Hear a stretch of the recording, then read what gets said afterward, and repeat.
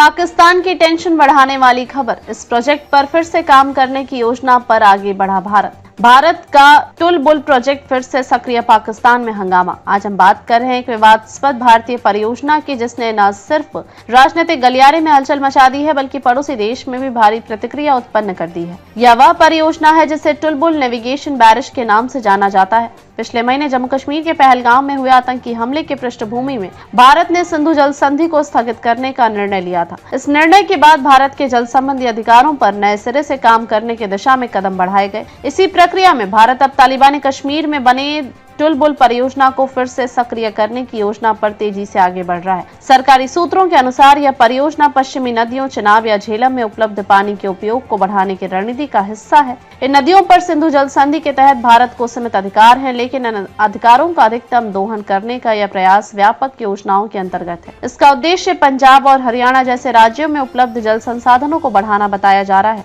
टुलबुल बैरिज वैश्विक स्तर पर नेविगेशन के लिए भी महत्वपूर्ण है। साथ ही इस परियोजना से भारत के जल निगरानी और वितरण क्षमता में सुधार की उम्मीद की जा रही है। हालांकि संबंधित अधिकारियों का कहना है कि अंतिम निर्णय लेने से पहले परियोजना के लिए एक विस्तृत डीपीआर डिजाइन रिपोर्ट तैयार की जा रही है, जिसे लगभग 1 वर्ष में पूरा होने का अनुमान है, जिसके बाद ही आगे की कार्रवाई का निर्णय लिया जाएगा। इस परियोजना के पुनरारंभ की खबर ने तुरंत पाकिस्तान में हलचल पैदा कर दी है। पाकिस्तान ने इसे भारत की टेंशन बढ़ाने वाली हरकत बताया है।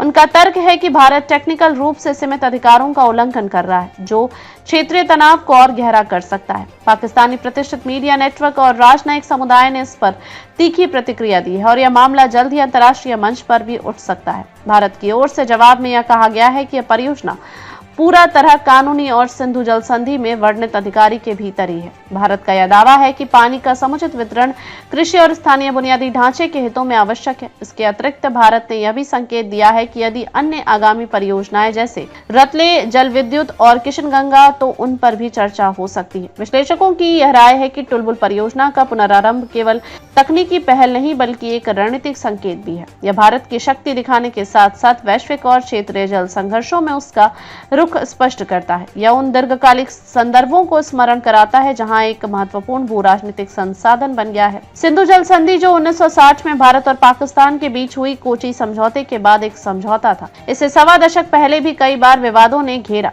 विशेष रूप से भारत की जल परियोजनाओं जैसे ब्राह्मघट और सैर मंदिर परियोजनाओं के कारण। अब जब भारत पुनः टुलबुल जैसी योजना पर आगे वृद्धि की सोच रहा है, तो संभावित प्रतिक्रिया दोनों देशों की राजनीतिक रणनीतियों को प्रभावित कर सकती है। पाकिस्तान में इसकी तीव्र आलोचना हो रही है, जबकि भारत में उसे एक उचित और कानूनी कार्यवाही बताया जा रहा है। यह प्रश्न उठता है कि क्या यह कदम द्विपक्षीय संबंधों को और तनावपूर्ण बनाएगा, या इसका उद्देश्य मात्र कृषि और स्थानीय विकास का समर्थन करना है। एक वरिष्ठ अधिकारी ने बताया कि टुलबुल परियोजना को फिर से शुरू करने की योजना केवल विकास के दृष्टिकोण से रणनीतिक है और किसी भी तरह के नियम उल्लंघन पर आधारित नहीं। परियोजना के तकनीकी विवरणों की समीक्षा के बाद ही आगे की प्रक्रिया होगी। समाप्त करते हुए यह कहना उचित होगा कि जल अभियानों के माध्यम से क्षेत्रीय समीकरण बदलने की यह प्रक्रिया न केवल भारत पाकिस्तान में तनाव बढ़ाने वाली प्रकृति है, बल्कि यह कई दशकों से बनी जल नीतियों और संधियों के सामाजिक, तकनीकी और कूटनीतिक आयामों को पुनः चिंतन के दायरे में ला सकती है।